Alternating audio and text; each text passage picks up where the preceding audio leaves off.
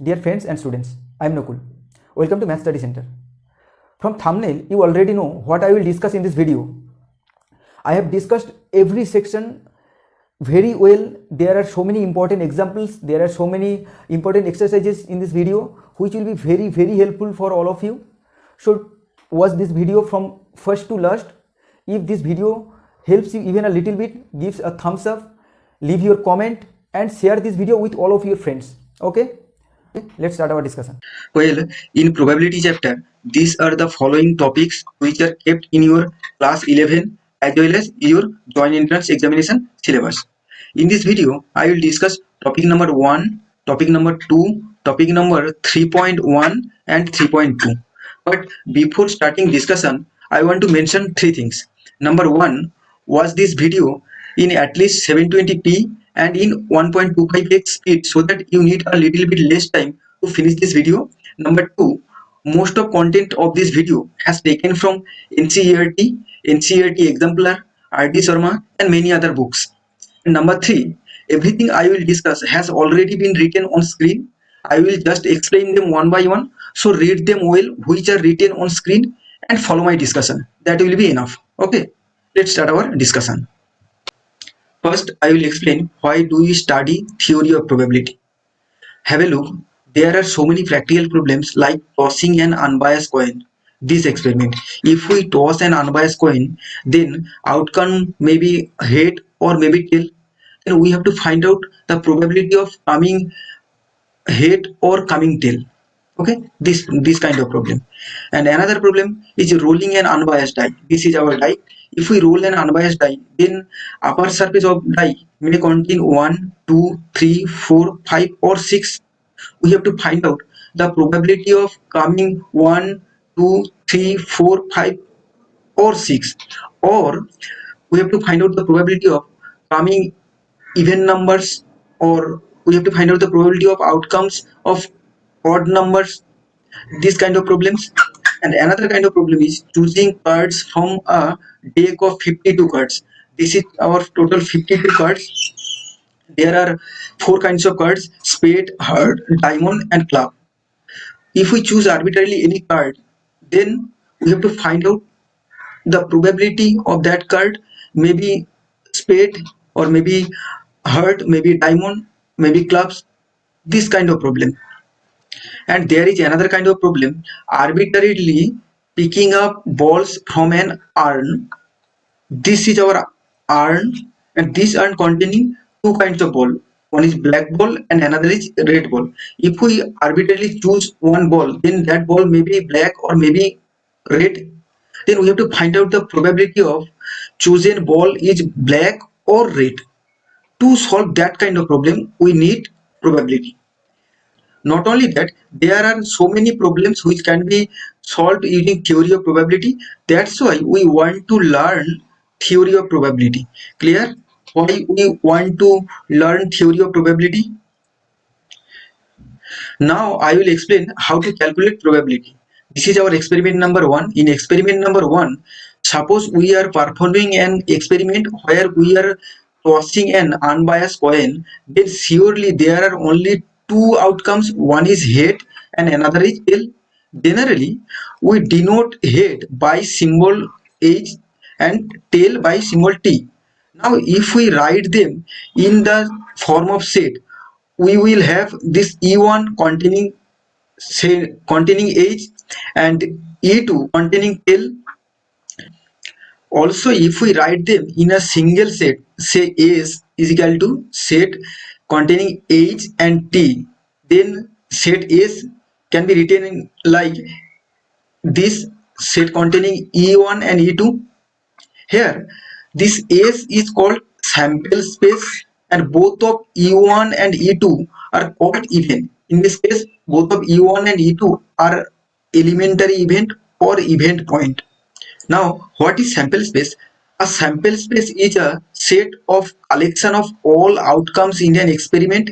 It is generally denoted by S. Here, in the experiment of tossing an unbiased coin, outcomes are head and tail. So sample space S is equal to containing this head and tail. Clear? This is our sample space. Now, probability of outcome is head denoted by pH, and by classical definition of probability, pH is equal to NE divided by N of S, where NE is number of element inside the set E1.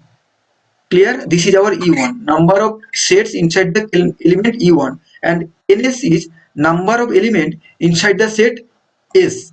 So here number of element inside the set E1 is 1, because E1 is containing one element, that is H, and number of element in the set S is 2, because this S set containing two elements H and T. So P of H is equal to half 1 by 2 is equal to half. This is 0.5. This is, if we write them in percentage, so this is 50%. So outcome probability of coming head is 50%, and similar way, if we find the probability of tail, then probability of outcome tail is n of E2 divided by n of S, where n of E2 is number of element inside the set E2. This is our E2 set. E2 is containing only element T. So n of E2 is equal to 1 and n of S is equal to 2. This is equal to 0.5. If we write down it in percentage form, we will have the 50%. So probability of coming tail is also a 50%. Here, okay. Using this concept, we will solve so many problems on probability. Have a look. Next problem. Now, experiment 2. There is an experiment where we are rolling an unbiased die. Then surely we will get anyone among 1, 2, 3, 4, 5, 6. If we write them in set form, then S is equal to set of containing 1, 2, 3, 4, 5, 6. Then this set is called sample space. We know what is sample space, and every outcome is called elementary event. We know also what is elementary event. We can write them like E1 is equal to set containing 1, E2 is equal to set containing 2, E3 is equal to set containing 3, E4 set containing 4, E5 set containing 5, E6 set containing 6. So this can be written like that easily. Now, natural question that comes in our mind is, what is an event? Answer is, an event is a set of one or more than one outcomes in an experiment is called event. Event can contain one element or one outcomes or more than one outcomes. If it contains only one element, then that kind of event is called elementary event or simple event. If this event contain more than one elementary event, then this event is called compound event. This is compound event. For example, here if we take an event E1 dash containing all even outcomes and E2 dash containing all odd outcomes, then E1 is equal to set containing even numbers 2, 4, 6 and E2 dash containing odd numbers 1, 3, 5. Clear? So E1 dash can be written like this, and E2 dash can be written like this. This E1 dash and E2 dash are called compound event. Now, if we want to find out the probability of outcomes of event 1, that means probability of outcomes of 1, or probability of outcomes of 2, probability of outcomes of 3, probability of outcomes of 4, and probability of outcomes of 5, and probability of outcomes of 6 in rolling die is obviously 1 by 6. Clear?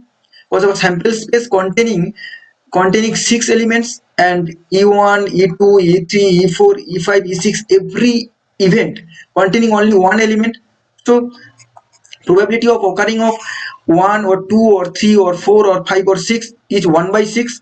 This is equal to, if we write down it in percentage form, we will have 16.66667%. Now, if we want to find out the probability of any even number, that is occurrence of E1 dash, then probability of E1 dash is equal to n of E1 dash divided by n of S, where n of E1 containing n of E1 is 3, because n1 E1 dash containing 3 elements 2, 4, 6. So probability of E1 dash is equal to 3 by 6 is equal to half is equal to 0.5. If we write it in percentage form, we will have 50%.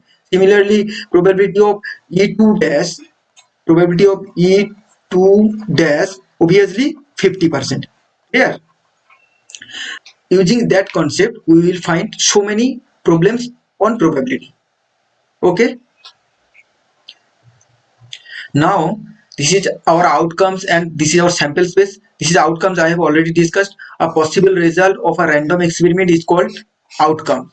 And if we roll a die, then possible outcomes 1, 2, 3, 4, 5, or 6. Or if we throw if or if we toss an unbiased coin, then possible outcomes will be H or T, head or tail. Now in sample space, I have already discussed a collection of all outcomes. Sample space in case of rolling die 1, 2, 3, 4, 5. This is the 5, 6. This will be our sample space. And in case of tossing an unbiased coin, our sample space will be this. Clear? Now, occurrence of an event. What do we mean by saying an event has occurred? This is definition. An event A associated to a random experiment is said to occur if any one of elementary events associated to it is our outcome. In other words, the event E of a sample space A is said to have occurred if the outcome W of the experiment is belonging to E. If W, which is outcome of the experiment, does not belong to E, then we say event E has not occurred. Till now, I have discussed experiment number 1, experiment number 2. Now, a natural question that arises in our mind is, what is an experiment? Here is experiment, definition of experiment. The word experiment means an operation which can provide some well-defined outcomes. Now, here the important thing is well-defined outcomes. Well-defined outcomes means we already know which are the probable outcomes in our experiment. For example, if we roll a unbiased die, then probable outcomes on the upper surface of die is 1 or 2 or 3 or 4 or 5 or 6. These outcomes we already know. This type of outcomes is called well-defined outcomes. Clear? Now, experiment can be classified into two sections. Number one, our deterministic experiment, and number two, random experiment or probabilistic experiment. What is deterministic experiment? Those type of experiment is called deterministic experiments, where it does not matter how much times you will perform the experiment, the end result will be same. For example, when experiments in science and technology are repeated under identical conditions, then we get same result every time. This kind of experiment, when every time we will the same outcomes, this type of experiment is called deterministic experiment. But in case of random experiment or probabilistic experiment, we already know which are the possible outcomes. But when the experiment is performing, then we don't know which outcome will be. For example, if we toss an unbiased coin, then our sample space will be head and tail. But we don't know which will be our outcome. Either it may be head or maybe tail. That kind of experiment is called random experiment or probabilistic experiment. Clear? This is our definition of random experiment or probabilistic experiment. An experiment is called random experiment if it satisfies the following two conditions. Number one, it has more than one possible outcomes, and number two, it is not possible to predict the outcomes in advance. For example, if we toss an unbiased die, then sample space will be head and tail. But we don't know which one, either head or tail, will be our outcomes. That's why this experiment is called random experiment or probabilistic experiment. Understood? Now there are some examples related to sample space. First, two coins are tossed once. Then sample space will be first coin maybe turn head and second coin maybe turn head, then HH, first coin may be turned head, but second coin may be turned tail. This is our HT. First coin tail and second coin may turn head. Then EH, first coin may turn tail and second coin may turn tail. So then TT, our sample space. So total sample space is this. Now this is an example too. A coin is tossed. If it shows head, we draw a ball from a bag consist of 3 blue ball and 4 white balls. If it shows tail, then we throw a die. We have to find out the sample space. Here this is our first. If we toss a coin, this H and T, and this is our total. This is our total balls in bag. If the coin shows head, then this will be, there are two paths, white ball or blue ball. If white ball choose, we can choose 4 white ball, and if we choose black ball, blue ball, then it will be 3 blue ball. And if the coin shows tail, then we throw a die. So we will have T1, T2, T3, T4, T5, T6, cause die will show 1, 2, 3, 4, 5, 6, any one of them. So total our sample space is this sample space containing 13 elements. Clear? Now there is another problem. Problem number 3. A coin is tossed. If the result shows head, a die is thrown. If die shows even number, then a die is again thrown. What is the sample space? Okay. This is our diagram. This is our coin. If it shows tail, then experiment is end. If it shows head, then we will throw a die. Then die will show 1, 2, 3, 4, 5, 6. Now, if for this even number 2, 4, 6, again we will throw a die. So again this 1, 2, 3, 4, 6, 3, 4, 5, 6. This is 3, 4, 1, 2, 3, 4, 5, 6. So total our sample space will be this. This is our total sample space. Clear? This is also an example to find a sample space. Have a look this. You can understand easily. This is also an example of sample space. This, have a look. You will easily understand it. Now this is also an example of finding sample space. You can easily understand them. Just read it. Now this is also an example of finding sample space. Just go through it. You will easily understand it. Clear? Now this is the exercise you have to solve. You can easily solve this. Go through it and solve this exercise. This is also some problems you have to solve it. This is our answer sheet of the problems in this exercise.